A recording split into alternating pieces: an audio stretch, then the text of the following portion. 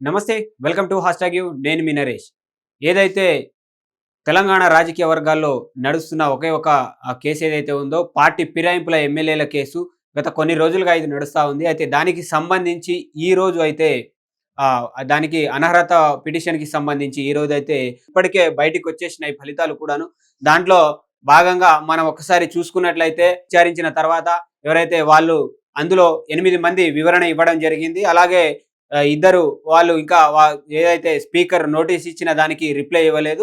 పర్సనల్‌గా ఇప్పటికి ఒకసారి ఏదైతే స్టేషన్ గన్పూర్ ఎమ్మెల్యే కడియం శ్రీహరి అయితే స్పీకర్‌కి ఒక్కసారి కలిసి నాకింకా కొంత గడువు కావాలని కోరడం జరిగింది. ఇటు చూసుకున్నట్లయితే మనం ఇటు దానం నాగేందర్ ఇప్పటివరకు కూడా స్పీకర్ ఇచ్చిన నోటీస్‌కు స్పందించలేదు. అయితే ఈ 10 మంది ఎమ్మెల్యేలకు సంబంధించి ఈరోజు ఇప్పుడు ఏదైతే ఈరోజు గడ్డం ప్రసాద్ ఐదుగురికి సంబంధించిన అనర్హత పిటిషన్‌పై ఫలితాలైతే వెలువరించడం జరిగింది. దాంట్లో భాగంగా ఐదుగురు ఎమ్మెల్యేలకు సంబంధించి ఇప్పటికే వాళ్ళు కాంగ్రెస్ పార్టీలో చేరలేదు అని చెప్పేసి కూడా స్పీకర్ విచారణలో తేలింది.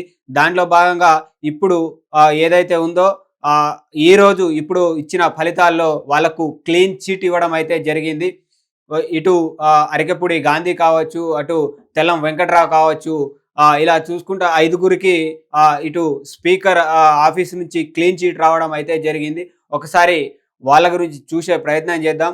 సో ఇందులో భాగంగా మనం చూసుకున్నట్లయితే గూడెం మైపాల్ రెడ్డి పటాన్ చెరువు కాన్స్టిట్యున్సీ అనేది ఈయన చూసుకున్నట్లయితే బీఆర్ఎస్ బీ ఫామ్ నుంచి గెలవడం అయితే జరిగింది. ఇప్పటికీ ఆయన బీఆర్ఎస్ లోనే ఉన్నా అని కూడా ఆయన చెప్పడం జరుగుతూ ఉంది. ఇటు ఎవరైతే బీఆర్ఎస్ పార్టీ నుంచి చాలా మంది ఎమ్మెల్యేలు పార్టీ ఫిరాయించారని చెప్పేసి కూడా ఇటు వర్కింగ్ ప్రెసిడెంట్ తో పాటు ఎమ్మెల్యేలు కూడా వాళ్ళపై కేసు వేయడం జరిగింది. ఆ కేసులో భాగంగా ఆ నేపథ్యంలో ఇప్పుడు గూడెం మైపాల్ రెడ్డికి కూడా క్లీన్ చిట్ రావడం జరిగింది. క్లీన్ చిట్ అంటే కాంగ్రెస్ పార్టీలో చేరినట్టుగా గూడెం మైపాల్ రెడ్డి కాంగ్రెస్ పార్టీలో చేరినట్టుగా ఎలాంటి ఆధారం లేకపోవడం వల్ల అనర్హత వేటు వేసే అవకాశం లేదని కూడా ఇటు స్పీకర్ గడ్డం ప్రసాద్ చెప్పడం జరిగింది. అందులో భాగంగా ఏదైతే మన గూడెం మైపాల్ రెడ్డి ఉన్నారో పటాన్ చెరువు కాన్స్టిట్యున్సీకి బీఆర్ఎస్ బీ ఫామ్ మీద గెలిచి ఆయన అక్కడ ఎమ్మెల్యేగా ఉన్నారు. కానీ ఆయన మీద వచ్చిన ఆరోపణలు అవి కరెక్ట్ కాదని కూడా ఈరోజు మొత్తం మీద తెలుస్తా ఉంది. ఆయనకు క్లీన్ చిట్ ఇచ్చినట్టుగా కూడా మనకు తెలుస్తా ఉంది.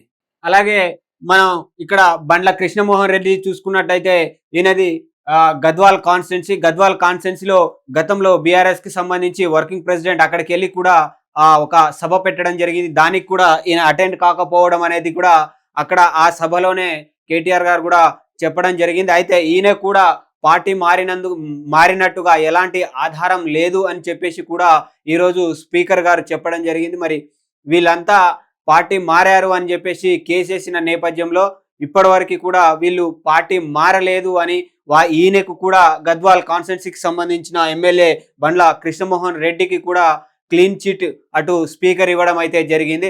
అలాగే ఇక్కడ మనం చూసుకున్నట్లయితే ప్రకాష్ గౌడ్ రాజేంద్ర నగర్ కాన్స్టిట్యున్సీకి సంబంధించిన అతను ఈయన బీఆర్ఎస్ కి బీ ఫామ్ తీసుకొని ఎమ్మెల్యేలుగా గెలిచి ఇప్పుడు పార్టీ ఫిరాయించారనే నేపథ్యంలో ఆయన మీద కూడా కేసు వేయడం జరిగింది. కానీ ఆయన పార్టీ ఫిరాయించినట్టు ఎలాంటి ఆధారాలు లేనందున ఆయనకు కూడా క్లీన్ చిట్ రావడం అయితే జరిగింది.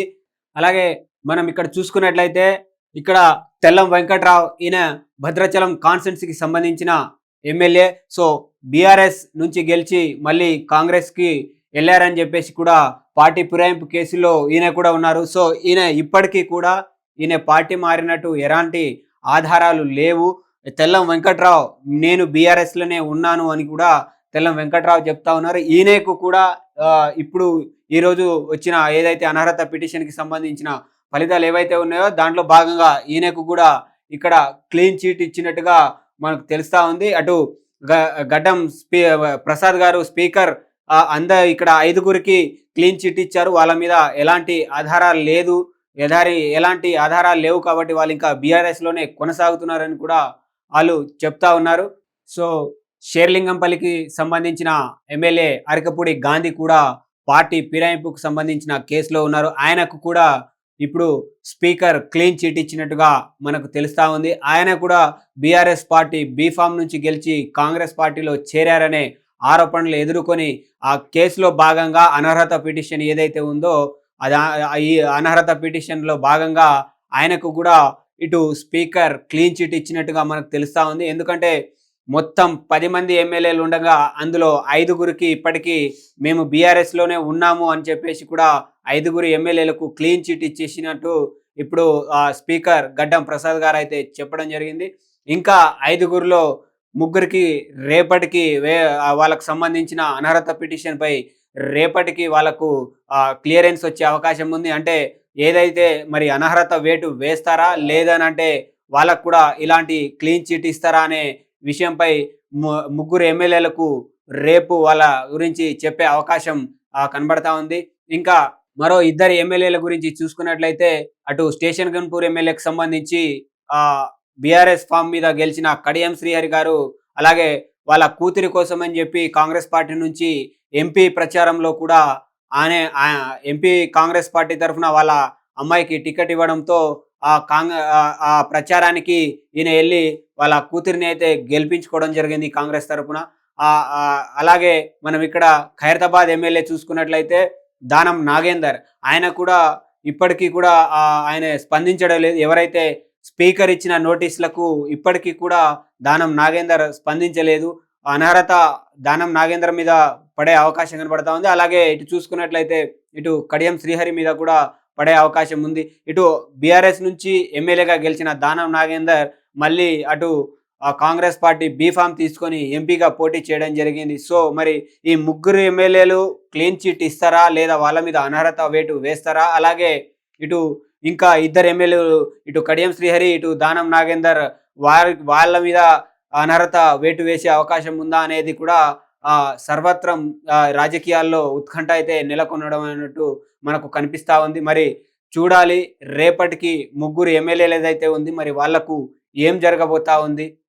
అలాగే ఈరోజు ఏదైతే 5గురికి క్లీన్ చిట్ ఇచ్చారో దాన్ని కూడా ఆ క్లీన్ చిట్‌కి సంబంధించి స్పీకర్ గడ్డం ప్రసాద్ గారు రేపు ఒక కవర్‌లో కోర్టుకి సబ్మిట్ చేసే అవకాశం ఉన్నట్టుగా కూడా మనకు ఇక్కడ తెలుస్తా ఉంది. సో దీనిపై మీ అభిప్రాయాలని కామెంట్ రూపంలో తెలియజేయండి. అప్పటి వరకు చూస్తూనే ఉండండి.